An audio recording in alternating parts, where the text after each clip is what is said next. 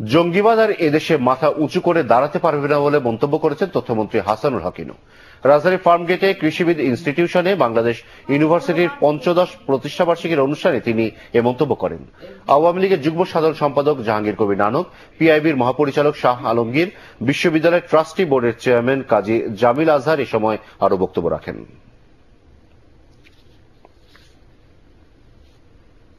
প্রেম যদি না থাকে তাহলে আপনার ঈমান নাই। জঙ্গিবাদ এবং গণতন্ত্রের মিটমাটের কোন তত্ত্ব নাই। সুতরাং আজকে যেসব সাম্প্রদায়িক গোষ্ঠী, যেসব কুসংস্কারচ্ছন্ন ব্যক্তি, যেসব তেতুল হুজুররা ফতোয়া দেন, তারা সঠিক কথা বলেন না। ১৬ কোটি শক্তিশালী মানুষ, তাহলে বাংলাদেশ এগিয়ে যাবে, পৃথিবীর বুকে মাথা উঁচু করে দাঁড়িয়ে থাকবে। আগামী ২৯ মার্চ থেকে ৫ এপ্রিল পর্যন্ত বঙ্গবন্ধু আন্তর্জাতিক